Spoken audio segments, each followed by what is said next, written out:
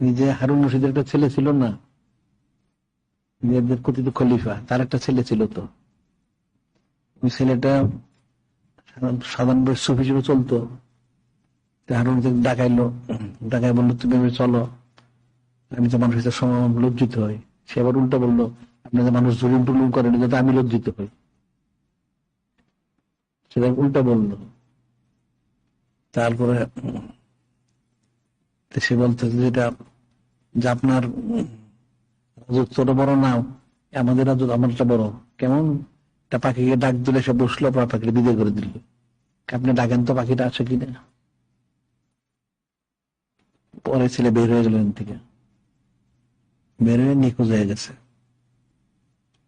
নিখোঁজ হয়ে গেছে মানে ছেলেটা গিয়ে এক জায়গায় অনেক দূরে এক বাজারে, মানে এক জঙ্গলে আর কি, লতাপাতা ঘর করে থাকতো।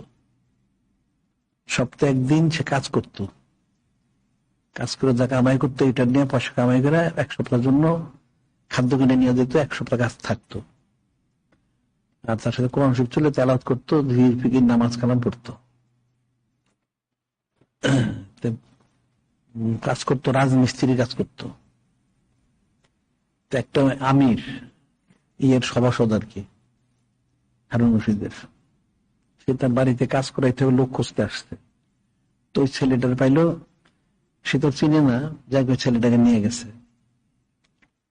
কাজ। সে চুক্তি করলো আমাকে এত টাকা দিতে হবে, এত সময় আমি কাজ করবো, বেশি দিলেও আমি নিবো না, কম দিলেও নিবো না, তুমি আমাকে বেশি দিতে পারবো না। ঠিক আছে।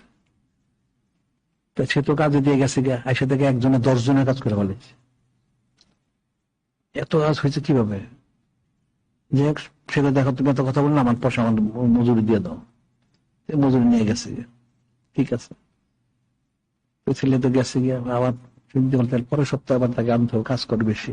পরের সপ্তাহে গেছে বাজারে গিয়ে, মানে ছেলেটাকে বলছে ঠিক আছে, আবার আপনার আমার বাড়িতে কাজে আসেন, ঠিক আছে, আমার চুক্তি ঠিক করলে এত টাকা দিতে হবে। ঠিক আছে। সে চিন্তা করলো যে এত কাজ করে কিভাবে, সে লুকায় এটা দেখবে। সে দূরে একখান থেকে লুকায় দেখতেছে কি কাজ করে, দেখে সে মশলাগুলি দেয়, ইটগুলি আপসাপ লাভ দিয়ে সে বসে যায়। তার ইটা ধরতে হয় না, মশলাটা মানে ওয়ালের উপরে রাখে, আর ইটগুলো লাভ দিয়ে এসে বসে ইয়ে হয়ে যায়। দেখা যায় 1 জন 10 জনের কাজ করে ফেলে। এটা তখন দেখছে, তো ওই আমির আবার তার পরিবারের সবাইকে দেখাচ্ছে, দেখা হয় যে বুজুর্গ ওলি আল্লাহ, ঠিক আছে, কাজ শেষ, তো পয়সা দাও। পয়সা দিছে, তখন সে একটু বেশি দিতে চাইলো, না পয়সা হবে না। সে মনে হয় চিন্তা থাকে, এই বাচ্চা আগামীবার আনলে এনে মাপটাপ চাইবো, একটা ব্যবস্থা করবো। ঠিক আছে। এই ছেলেটা গেছে গিয়া, তো পরের সপ্তাহে গেছে গিয়ে ছেলেটা নাই। সবাই জিজ্ঞাসা করলো যে একটা ছেলে কাজ করে, একটা যুবক, ছেলেটা কোথায়? বলতে বলতে একজন বললো যে ছেলেটা তো অমুক স্থানে থাকে, আমি দেখছি অসুস্থ অসুস্থ, সেই জন্য কাজে আসতে পারে না। তো আমির বললো তুমি কি আমাকে নিয়ে যেতে পারবো ওখানে? হ্যাঁ। নিয়ে গেল একটা জঙ্গলের মধ্যে, একটা লতা পাতায় ঘর করে ওখানে থাকে। যখন সে গিয়ে পড়ছে, ছেলেটা প্রায় সে মৃত, প্রায় মানে ইন্তেকালের সময় কাছাকাছি গেছে। চিনছে তাকে, যে তুমি আসছো। হ্যাঁ। তখন সে বললো যে তুমি একটা কাজ করতে পারবা কি, যে আমার কিছু মাল সামান আছে, তোমার ওই তাদের কথিত খলিফা মুর্শিদের কাছে পৌঁছে দিতে হবে। আচ্ছা, কি একটা কোরআন শরীফ আর একটা কি কি দিছে পৌঁছানোর জন্য, একটা আংটি। তার সন্দেহ হলো যে ছেলেটা কে, খলিফার সাথে কি সম্পর্ক হারুন রশিদের সাথে, এটা পৌঁছাই দিবে। ঠিক আছে। কিছু সে মারা গেল। মারা গেল, তার সব গোসল টোসল করায়, কাফন পরায়, জানাজা করে দাফন করলো। ওই আমিরটাও ছিল। সব শেষ করে চিন্তা করলো ছেলেটা দিল, এটা ঠিক আছে, পৌঁছে দিতে হবে। তাই সে একটু সময় করে একদিন গেল, হারুন রশিদের কাছে গেল, গিয়ে এই জিনিসগুলি পৌঁছাইল। যখন নিয়ে গেছে, তো সে ভালো কোথাও রওনা হয়েছে, তুমি অপেক্ষা করে, আমি আসতেছি। ঠিক আছে। তা আসলো, সে যখন এইসব দিল, সে তো আটকে উঠলো, হারুন রশিদ তুমি এটা কোথায় পেলে গেলি? এরকম একটা যুবক, একটা ছেলে এসে আমাকে দিছে, তোমাকে ছেলেটা দিছে, যে কোথায় ছেলেটা?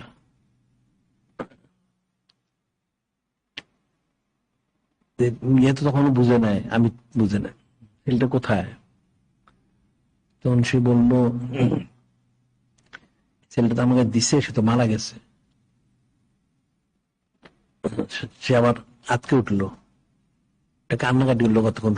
হারুন রশিদ বললো যে ছেলেটা তো, সে বললো তার ছেলে। তুমি চিনলে কি করে? তুমি এদিন পাই তোমার দিল কেন? আমি তো চিনি না, জানি না, তবে এরকম ছেলেটা কাজ করতো, তাই আমি আমার বাড়িতে কাজ করবো, তুমি কাজ করালে আমার ছেলের হাতে? আমি তো জানি না এটা আপনার ছেলে। তখন বললো ঠিক আছে, তাহলে এক কাজ করো। এবং সে অনেক কান্নাকাটি করলো, ছেলে কান্নাকাটি তো করবেই। তোমার তুমি এই হাত দিয়ে কি করছো? হ্যাঁ। তোমার হাতটা দাও। সে তার শরীরে স্পর্শ করলো, করে বললো যে তাহলে এক কাজ করো, আমাকে নিয়ে যাও, কোথায় দাফন করছো। পরে সে গিয়ে জিয়ারত করলো, জিয়ারতের সংরক্ষণের ব্যবস্থা করলো, কিন্তু সে তো মারাই গেল। তার মানে বলার বিষয় হচ্ছে, সে তো এদের কথিত খলিফার, তার তো কোনো অভাব নাই, কিন্তু সে দুনিয়ার মুহূর্তে মুক্ত হয়ে গিয়া সে ইয়ে হলো। এখন দুনিয়া তো মানুষকে আকর্ষণ করবেই, যে মুক্ত হতে পারলো সেই তো কামি মিছিল করলো। হারুন রশিদ বিরাট বড় খলিফা, বলা যায় আব্বাসীদের স্বর্ণ যুগ হলো হারুন রশিদের সময়। সে তো প্রায় 25 বছর ইয়ে করছে, পরিচালনা করছে, অনেক কিছু করছে। এই যে নহরে জুবাইদা, তারা হালিয়া, সেই তো করছে, সেটা অনেক বড় কাজ করছে। এমনি কাজ করছে অনেক, কিন্তু সে তো আবার কুফরিও করছে অনেক। তো সেটা ছেলেটা গেল গিয়ে তার এসে বাদ দেয়া তরক করে। এখন দুনিয়ার মোহে মোহগ্রস্ত হলে তো কত কিছু। এই মোহে মোহগ্রস্ত থেকে দুনিয়ার মধ্যে থেকে কতজন ঠিক থাকতে পারে, তো কঠিন বিষয়।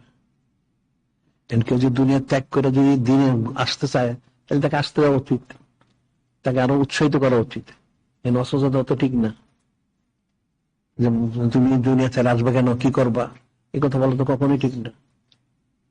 দুনিয়া দেয় বা সে কি করবে? দুনিয়া করে বা কি করলো? যারা দুনিয়া করছে তারা কি করলো, কতটুক করলো?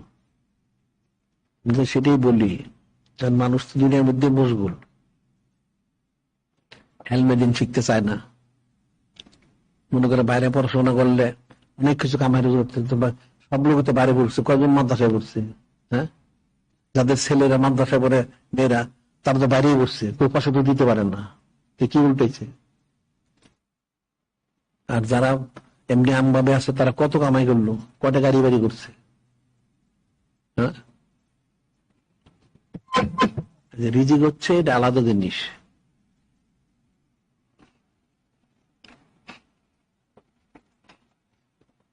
আর রিস্ক মাকসুমুন, রিজিক বন্টনকৃত। নাহনু কাসামনা বাইনহুম মাইশুন ফিল হায়াতুদ দুনিয়া। আল্লাহ পাক বলেন, আমি প্রত্যেকের মাইশাতে জিন্দেগি যা প্রয়োজন আমি সেটা বন্টন করে দিয়েছি। এটার সাথে তার কোনোটার সাথে সম্পর্ক নাই, তার পড়াশোনা, তার ব্যবসা, চাকরি, খ্যাত খামার, কোনটা সম্পর্ক নাই। তার রিজিক যেটা আসতেই হবে। অনেকে অনেক পয়সা কামাই করলো, এক ব্যবসায় ক্ষতিগ্রস্ত, এদের সব শেষ হয়ে গেল, ফকির হয়ে গেল। কত রকম হইতে পারে। এই যে মানুষের তো দিনের দিকে রুজু হওয়া উচিত, এবং মানুষকে সেদিকে উৎসাহিত করা উচিত।